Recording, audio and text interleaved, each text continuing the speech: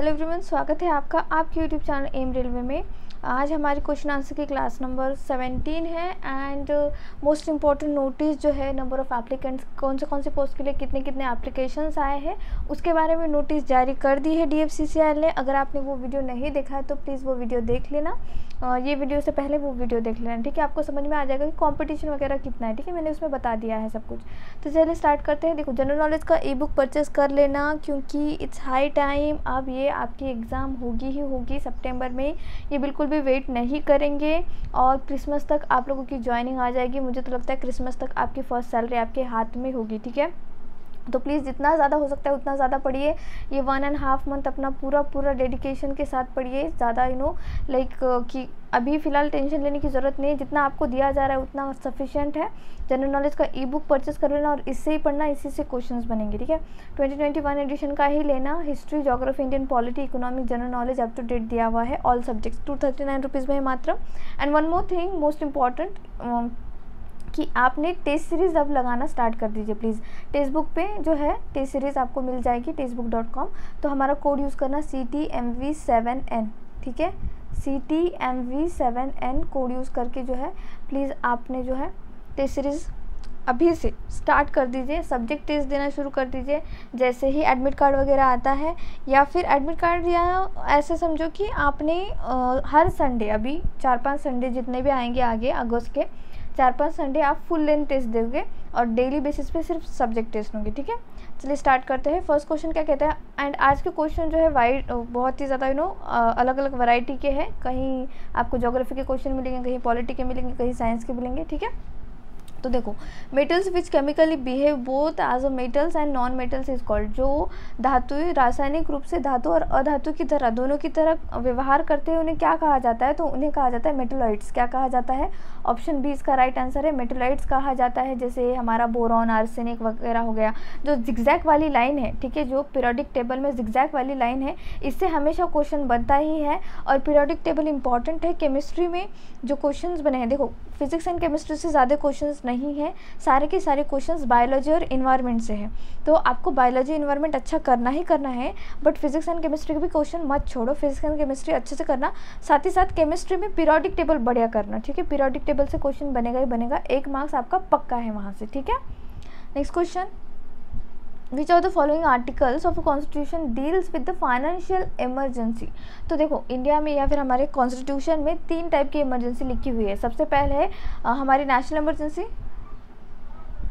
Financial emergency नहीं लगी है। तो इसका राइट आंसर है आर्टिकल 360। देखो, आर्टिकल 352 जो है वो नेशनल इमरजेंसी के बारे में बात करता है। आर्टिकल 356 जो है वो स्टेट इमरजेंसी के बारे में बात करता है। तो देखो, नेशनल इमरजेंसी भी यूनियन गवर्नमेंट ही लगा सकता है, सेंट्रल गवर्नमेंट लगा सकता है। और स्टेट इमरजेंसी भी जो है वो यूनियन गवर्नमेंट लगाता है। कब? जब स्टेट जो है हाथ से बाहर चला जाए, स्टेट से काम ना हो पाए, स्टेट के जो भी जितने भी लोग होते हैं, एग्जीक्यूटिव जो होते हैं, जो हायर लेवल के लोग हैं, वो काम नहीं सही से कर पाए, या कॉन्स्टिट्यूशन का उन्होंने भंग किया हो, ठीक है। संविधान का अगर उन्होंने कुछ विरोध किया हो, संविधान के कुछ कुछ इस तरह से कि उन्होंने, कैसे नेशनल इमरजेंसी में भी ऐसा होता है ना कि अगर सपोज जैसे प्रेसिडेंट क्या है, इंडिया का राजा है, बट अगर उन्होंने कॉन्स्टिट्यूशन के खिलाफ कुछ काम किया तो राजा को भी निकालने का एक प्रावधान, जो क्या कहेंगे उसको हम, एक तरह से लिखा हुआ है हमारे संविधान में, ठीक है। तो ये भी क्वेश्चन बनता है कि भाई स्टेट इमरजेंसी क्या स्टेट लगाता है या सेंट्रल गवर्नमेंट? तो सेंट्रल गवर्नमेंट के हक में होता है ये। जैसे ही स्टेट इमरजेंसी लग जाती है, सारा जितना भी स्टेट का अफेयर्स होता है वो सारा का सारा यूनियन गवर्नमेंट हैंडल करती है, ठीक है। और जो हमारा फाइनेंशियल इमरजेंसी से वो भी जो है डिक्लेयर किया जाता है सेंट्रल गवर्नमेंट के द्वारा। अभी तक पूरी हिस्ट्री में, ठीक है, हमारी पूरी आफ्टर इंडिपेंडेंस एक बार भी फाइनेंशियल इमरजेंसी नहीं लगी और कभी भी नहीं लगनी चाहिए। It's not good for economy, ठीक है। तो आर्टिकल 360 बताता है फाइनेंशियल इमरजेंसी के बारे में। नेक्स्ट क्वेश्चन क्या कहता है, the largest river in terms of volume of water it carries. तो सबसे बड़ी नदी कौन सी है पानी के आयतन की दृष्टि से? तो ऑप्शंस देखो, नील नदी, मिसिसिपी, अमेज़ॉन, यांगजे। तो देखो, मिसिसिपी और मिसौरी जो है ये तो नहीं है, ये छोटी सी नदी है। अमेज़ॉन है, नील तो लंबी है, ठीक है, लेकिन अमेज़ॉन जो है वो वॉल्यूम के हिसाब से, ये वाटर कैरी करने के हिसाब से बहुत बड़ी नदी है। तो इसका राइट आंसर क्या हुआ बच्चों? अमेज़ॉन हुआ। ठीक है, ये याद रखना है। मैंने कहा ना आपको कि सारे सब्जेक्ट्स के मैंने इसमें क्वेश्चंस रखे हैं, इसीलिए क्वेश्चंस रखे कि अभी आपका हाई टाइम है, आपको सारे क्वेश्चंस अभी इकट्ठा जो है, हम कैसे करते हैं ना कि अगर ज्योग्राफी के क्वेश्चन लगाए तो सिर्फ ज्योग्राफी के क्वेश्चन लगाते नहीं, अब टाइम चला गया, हमको रिविज़न करना है और सारे क्वेश्चंस इकट्ठा ही लगाने हैं, ठीक है। Next, the world environment day is celebrated through the world on every year. तो देखो वर्ल्ड इन्वायरमेंट डे हमेशा कब सेलिब्रेट करते हैं हम, जून, 5 जून को सेलिब्रेट करते हैं। इस साल की जो थीम क्या थी 2021 की, इकोसिस्टम रिस्टोरेशन। मैंने जुलाई मंथ का डेज एंड थीम्स वाला वीडियो अपलोड कर दिया है, अगर आपने नहीं देखा है तो देख लेना, क्योंकि 1 मार्क्स के लिए इम्पॉर्टेंट है वो। और अपने अपने हाथों से हैंड राइटिंग का नोट्स लिख लेना रफ में और उसको रिवाइज़ करते रहना। फर्स्ट मतलब जनवरी टू अप्रैल मैंने पहले ही ख़त्म कर दिया है, वो भी रिवीजन कर लेना, और जुलाई का ख़त्म कर दिया। अब जून एंड मई मंथ का मैं आपको अपलोड कर दूंगी 2 दिन में, वो भी आपने देख लेना है, ठीक है, मोस्ट इंपॉर्टेंट है, देख लेना। अच्छा, 8 मई को हम क्या सेलिब्रेट करते हैं, रेड क्रॉस डे करके सेलिब्रेट करते हैं। क्या, रेड क्रॉस डे करके सेलिब्रेट करते हैं, ये आपको याद रखना है। Next question, this place is also known as the Manchester of south India, identify it from the given options. तो देखो इस जगह को दक्षिण भारत का मैनचेस्टर कहा जाता है। अब मैनचेस्टर क्या है, यूनाइटेड किंगडम में एक जगह है मैनचेस्टर, जो टेक्सटाइल के लिए मोस्ट क्या कहते हैं उसको, फेमस कहेंगे, टेक्सटाइल इंडस्ट्री के लिए बहुत ही ज़्यादा फेमस है। तो वहाँ पे जो कपड़ा वगैरह बनता है बहुत ही फेमस है पूरी दुनिया में। तो इसी तरह से मैनचेस्टर ऑफ इंडिया को इंडिया जो है वो किसको कहा जाता है, वो अहमदाबाद को कहा। I am sorry for the background noise, but मैं कंटिन्यू करूँगी लेक्चर। तो देखो मैनचेस्टर ऑफ इंडिया को, मैनचेस्टर ऑफ इंडिया क्या है, अहमदाबाद, ठीक है। तो मैनचेस्टर ऑफ साउथ इंडिया है कोयम्बतूर। क्या है, मैनचेस्टर ऑफ साउथ इंडिया क्या है, कोयम्बतूर है। तो ये क्वेश्चन मोस्ट इंपॉर्टेंट है बच्चों, प्लीज़ याद रखना। मैनचेस्टर ऑफ इंडिया अगर क्वेश्चन बना तो अहमदाबाद, और अगर मैनचेस्टर ऑफ साउथ इंडिया बना तो वो है कोयम्बतूर। क्यों, क्योंकि ये जगह जो है, ये सिटी जो है, ये प्लेस जो है वो टेक्सटाइल इंडस्ट्री के लिए फेमस है, ठीक है। Next question, which of the following trains in India is first certified ISO 9001 train? Most important question है, फैक्चुअल है, ये आपको याद ही करना है कि कौन सी भारत की पहली ट्रेन थी जो प्रमाणित की गई ISO 9001 train.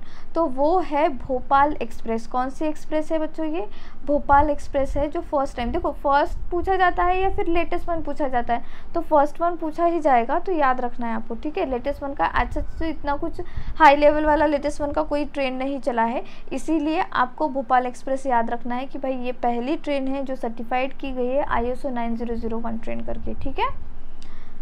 Next question, Manas tiger sanctuary is in. तो मानस जो टाइगर सेंचुरी है वो कहाँ पर स्थित है, तो ये है असम में स्थित है।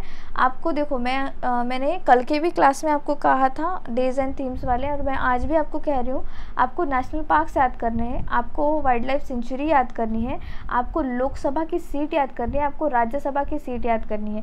ये मोस्ट इंपॉर्टेंट है। ये जैसे ना खाना जैसे खाते हैं हम 3 टाइम, तो उस तरह से 3 टाइम खाना खाने से पहले ये आप लोग याद कर लो, आपको 1-1 मार्क्स आराम से मिल जाएगा, मोस्ट इंपॉर्टेंट है। And with in a second आप इसको क्लिक करके आ जाओगे, ठीक है। तो प्लीज़ याद कर लेना आपको, मानस टाइगर सेंचुरी कहाँ पे सिचुएटेड है, it's situated in Assam, okay. Next question, Asian जो हेडक्वार्टर है उसका हेडक्वार्टर कहाँ पे है, देखो association of south east Asian Nations है इसका फुल फॉर्म। यहाँ इसके जो मेंबर है, इसके 10 मेंबर्स है, ठीक है। कितने मेंबर है, 10 मेंबर है, ठीक है, 10 मेंबर है, 10 कंट्रीज इसके मेंबर्स है, जैसे इंडोनेशिया हो गया, लाओस हो गया, कंबोडिया हो गया, ठीक है।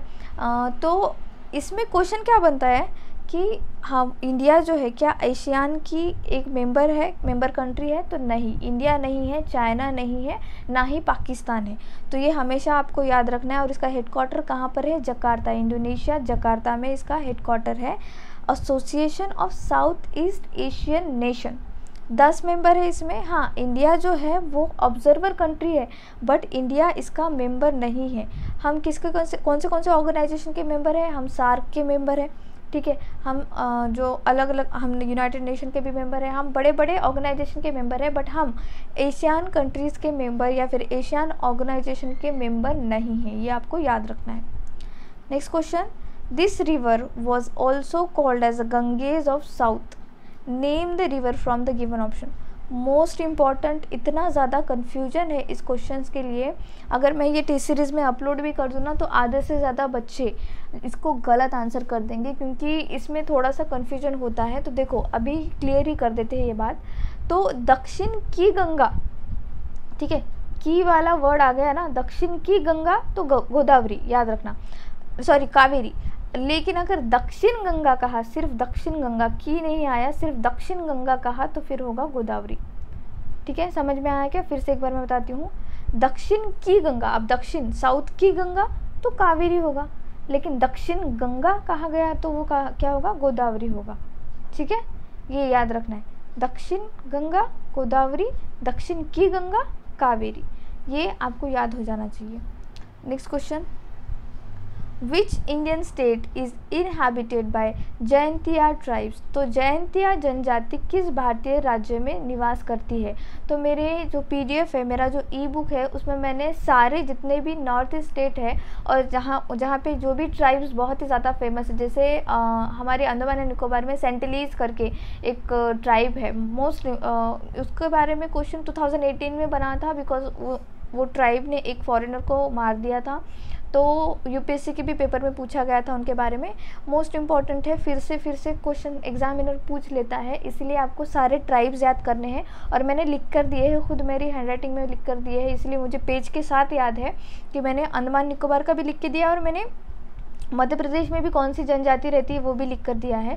तो आपको याद रखना है ये, और उसको याद कर लेना। अगर आपने PDF परचेज़ किया है तो 500+ बच्चों ने परचेज़ कर लिया है मेरा PDF, वो लोग बहुत बढ़िया तरीके से पढ़ रहे हैं। 2-2.5 लाख के आसपास आपके बच्चों ने जो है फॉर्म फिलअप किया है। आज से इतना ज़्यादा कॉम्पिटिशन जो है, मैं कहूँगी कि कॉम्पिटिशन हाँ है, बट अगर आप सही तरीके से पढ़ोगे तो आप ये एग्ज़ाम क्लियर कर लोगे। तो जो जयंतिया ट्राइब है वो रहती है मेघालय में। कहाँ पर रहती है? मेघालय में रहती है। जो है आप ख़रीद लिया है तो प्लीज़ उसका अच्छे से रिवीजन करना है। इतने ही क्वेश्चंस थे। Thank you so much for watching. Please subscribe my channel, share this video, like this video and please keep revising. Thank you.